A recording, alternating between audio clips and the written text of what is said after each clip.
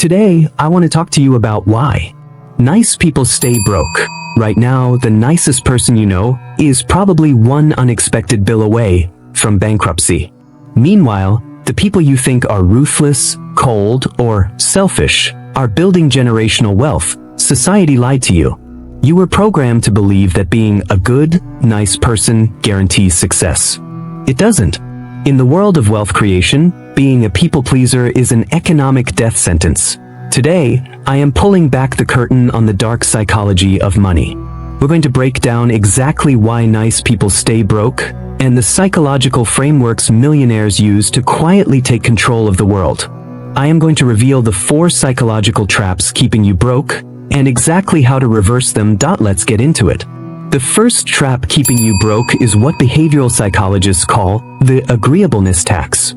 If you are a nice person, you naturally avoid conflict. You want everyone to get along. But let's look at how this destroys you in real life. Imagine you get a new job offer. They offer you $60,000 a year. You know you are worth $80,000. But the nice part of your brain says, I don't want to seem greedy. I don't want to start off on the wrong foot. So, you accept the $60,000. You didn't just lose $20,000. Over a 10-year career with compound interest and missed raises, your fear of a 5-minute uncomfortable conversation just cost you $500,000. Broke people operate on the illusion of fairness. They believe if they just work hard, keep their heads down, and stay quiet, their boss or the market will eventually reward them. Listen to me, the market does not reward quiet loyalty. It rewards leverage. The millionaire mindset uses a psychological concept called objective valuation. Wealthy people do not attach their self-worth to a negotiation. If a millionaire knows their value is $80,000, they state the number. If the company says no, they walk away. They do not apologize. You remember the Chicago labor movement of 1886? Workers campaigned fiercely for rights, fixed working hours, fair wages, and labor laws. It is because of their fight that we are able to enjoy all those opportunities today. In this exact same way, you have to fight to get your due rights. This brings us to trap number 2, emotional leaking. Nice people let their emotions bleed into their financial decisions. Let me give you a real-life scenario. You have a freelance business. A client calls you and says, "Hey, we love your work, but our budget is super tight right now. Can you do it for 40% less?" What does the nice person do? They feel empathy. They feel bad for the client. So they say, "Well, okay, I can give you a discount this time." You just leaked your own future wealth to subsidize a stranger's business. Millionaires use the dark psychology of money.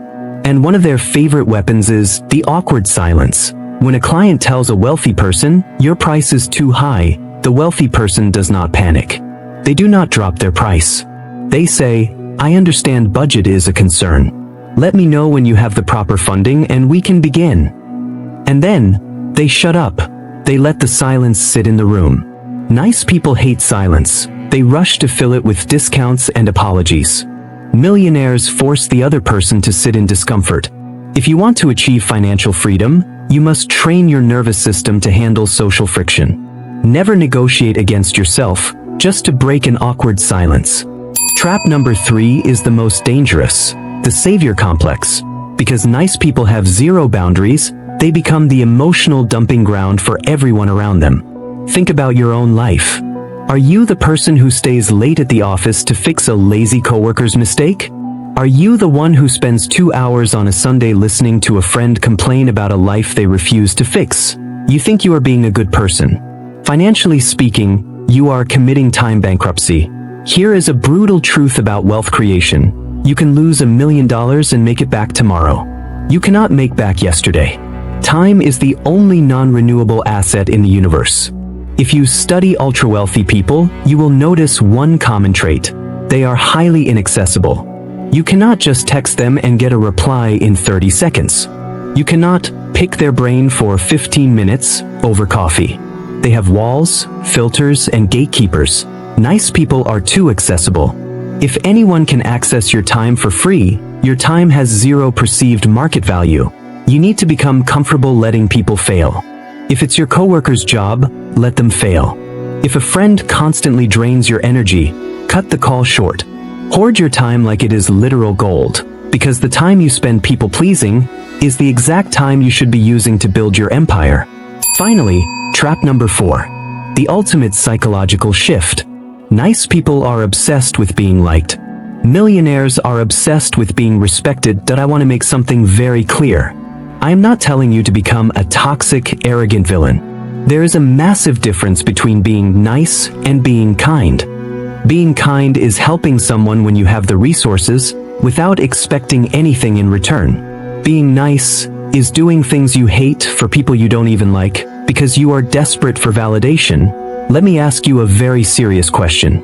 When the bank forecloses on your house, or when you can't afford a medical emergency for your family, will it matter that your boss or your neighbors thought you were a nice guy? People do not pay people they like. They pay people they respect. They pay the authorities. And authority requires boundaries. When you start setting boundaries, saying no, and charging what you are worth, people will be shocked. Some might even get mad at you. Let them be mad. The temporary anger of a manipulator is the price you pay for long-term financial independence. Choose respect over likability every single time. We've reached the end of the line. The illusion is gone. You now know exactly why the nice guy finishes last, financially. Now, you have a choice to make. Are you going to close this video, go back to your job tomorrow, and let people step all over you just to keep the peace? Or are you ready to draw a line in the sand and demand the wealth you actually deserve? If you are sick and tired of people pleasing your way into poverty, I want you to go down to the comments right now and type 2 words, and no more. Make it a public commitment to yourself today. I want to see who is actually serious. If this video exposed a truth you've been avoiding, hit that like button.